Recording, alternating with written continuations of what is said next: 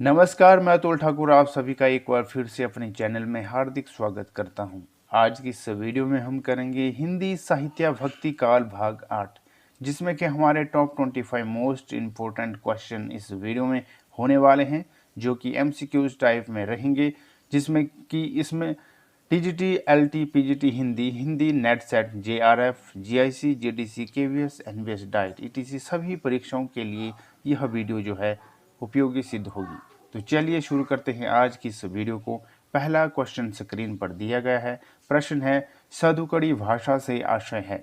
विकल्प है जिसमें कुटुक्तियों का प्रयोग हो, जिसमें अखड़पन की झलक हो, जिसमें अनेक प्रांतीय भाषाओं या बोलियों के शब्दों का मिश्रण हो, या फिर जिसमें साधु संतों की गुप्त बातों के संकेतांक हो। सही आंसर क्या होगा?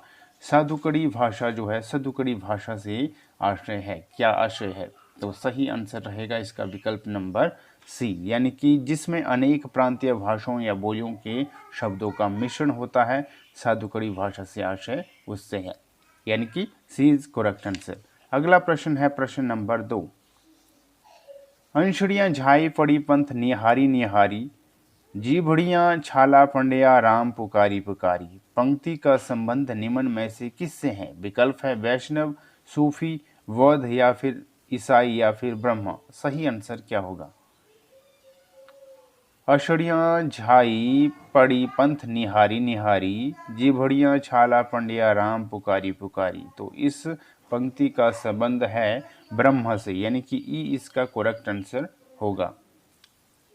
तो चलिए चलते हैं अगले प्रश्न की ओर, जो कि रहता है प्रश्न नंबर 3। प्रश्न नंबर 3 है, रैदास किसके गुरु थे? विकल्प है मुल्कदास, हरिदास, लालदास, या फिर मीराबाई। हायर एजुकेशन एग्जाम 2015 की परीक्षा में यह क्वेश्चन पूछा गया था, इस लिहाज से मोस्ट इम्पोर्टेंट क्वेश्चन बनता है। सही आंसर क्या होगा? रैदास किसके गुरु थे? तो सही उत्तर रहेगा इसका विकल्प नंबर डी, यानी कि मीराबाई के गुरु थे रैदास। किसके गुरु थे? मीराबाई की।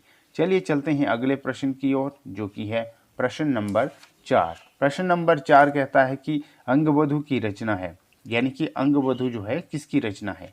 विकल्प दिए गए हैं गरीबदास, मिस्किन दास, मुल्क दास, या फिर दादू दयाल। सही आंसर क्या होगा? दिल्ली केवी पीजीटी 2015 में पूछा गया था प्रश्न। सही आंसर क्या होगा? अंगवधु किसकी रचना है? तो सही उत्तर रहेगा विकल्प नंबर डी, यानी कि दादू दयाल की रचना रहती है अंगवधु। किसकी रहती है? दादू दयाल की रचना रहती है अंगवधु। अगला प्रश्न है प्रश्न नंबर 5। प्रश्न नंबर 5 है, निर्गुणिया संतों की काव्य सर्जना सर्वाधिक आधारित दिखती है। किससे दिखती है?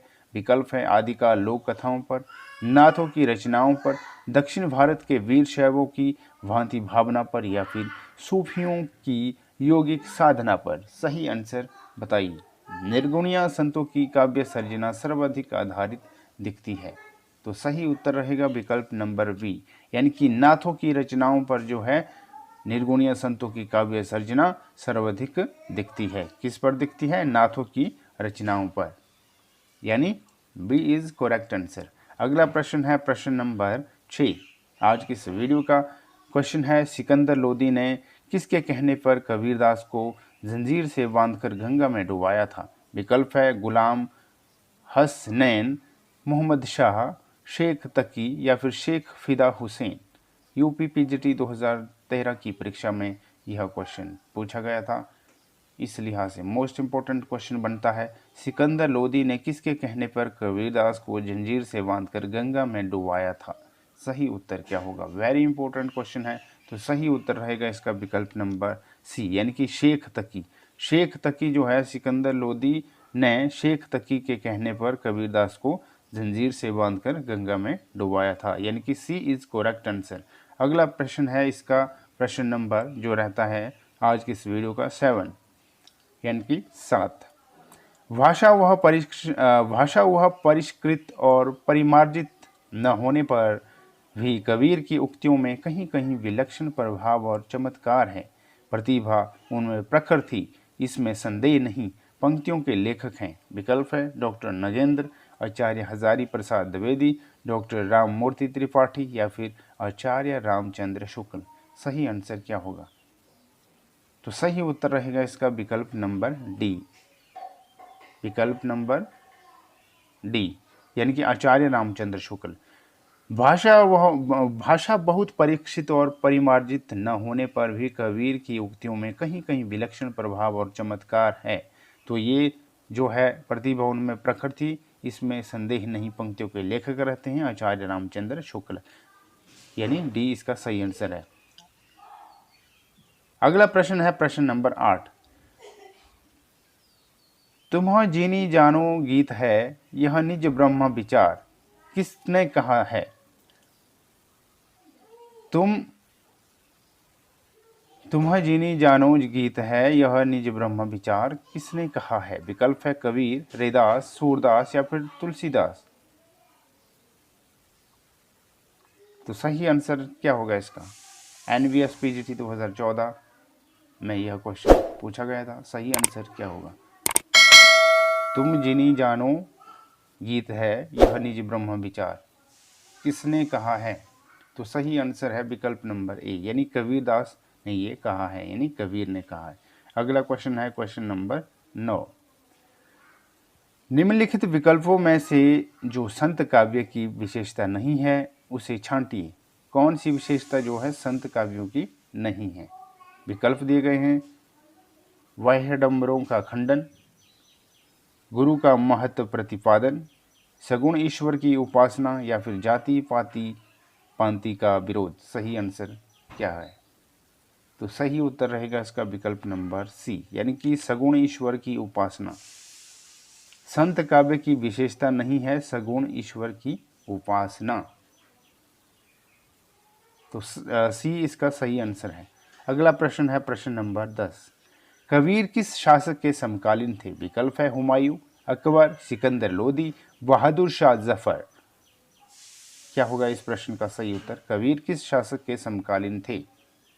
तो सही उत्तर होगा इसका विकल्प नंबर सी, यानी कि सिकंदर लोधी के शासक थे जो है कबीर।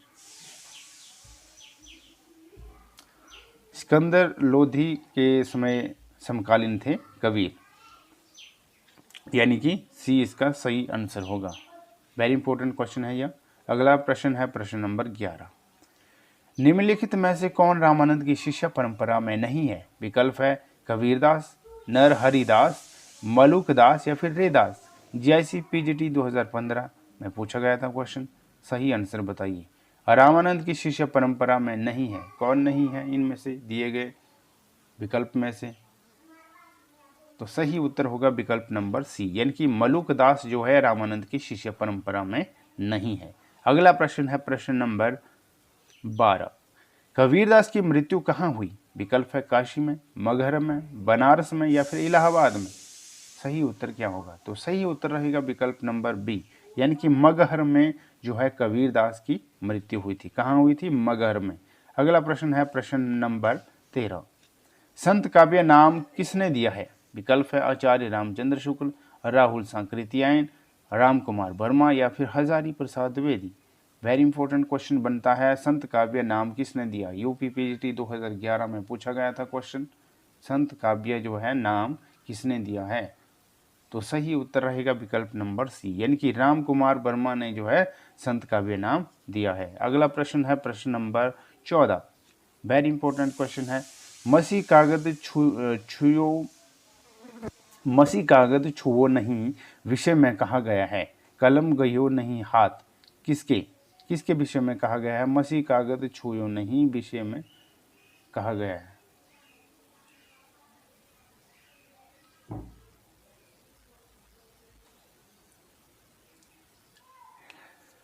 मसी कागज छुओ नहीं, कलम गयो नहीं हाथ, इस तरह का यहाँ होना था। ये टाइपिंग में थोड़ी गड़बड़ हो गई है आगे पीछे।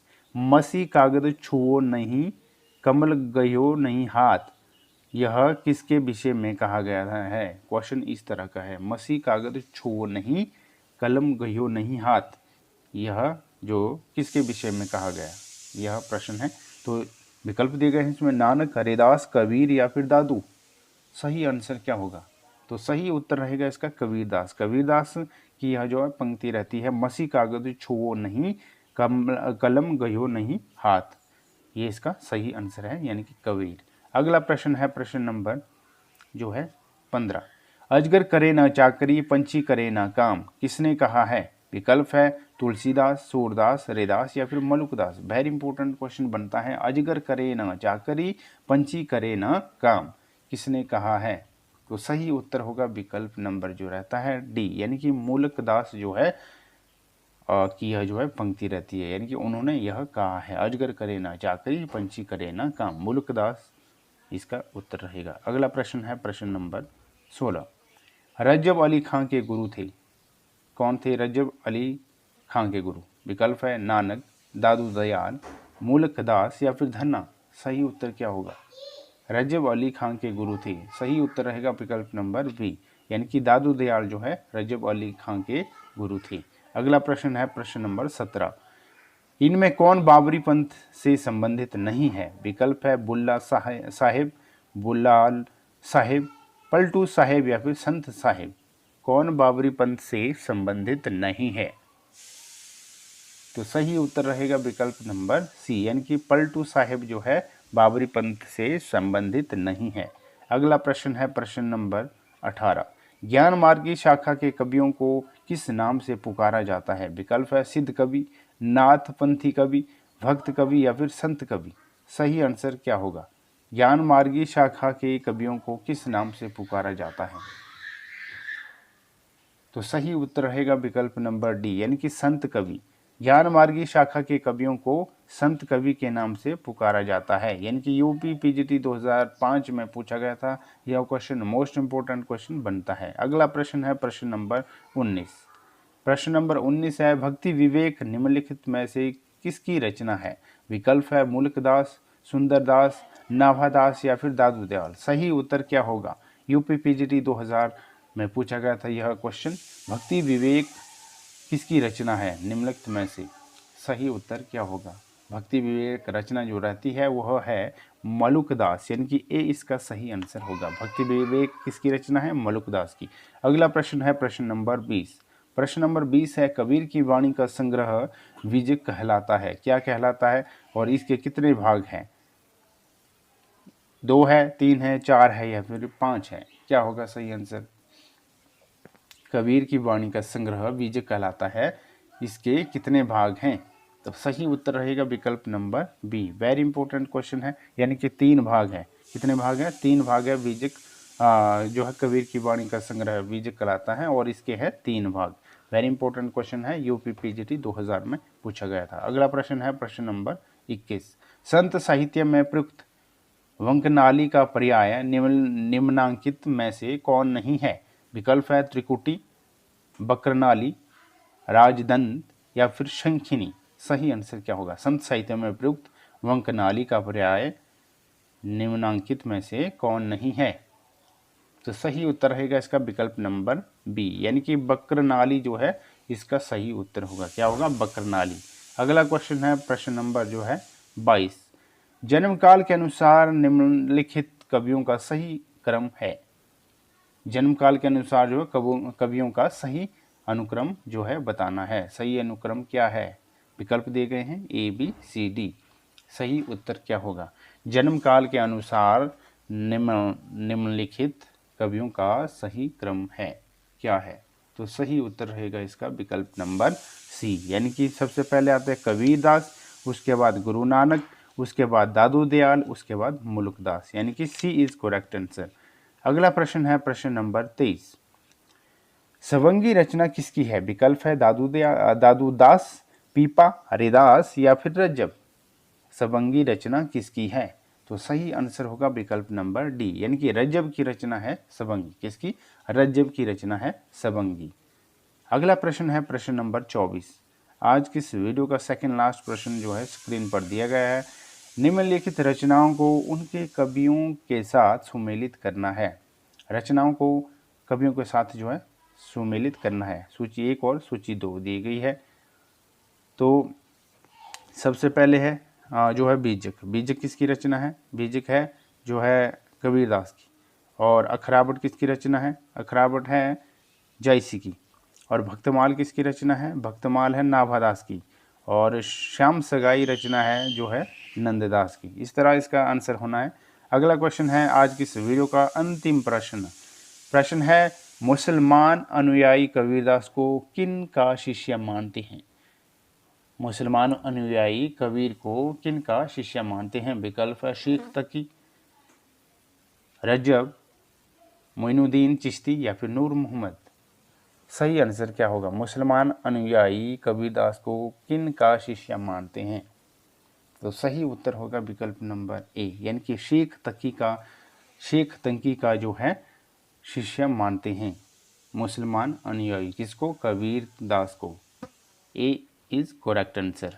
तो आज की इस वीडियो में हमने किए जो है हिंदी साहित्य जो है भक्ति काल का भाग 8, जिसमें कि हमारे जो है टॉप 25 मोस्ट इम्पोर्टेंट क्वेश्चन थे, जो कि हर परीक्षाओं में किसी न किसी परीक्षा में ज़रूर पूछे जाते हैं और पूछे गए हैं। और तो मिलते हैं अब हम नेक्स्ट वीडियो में, जो कि रहेगा हमारा हिंदी साहित्य भक्ति काल भाग 9।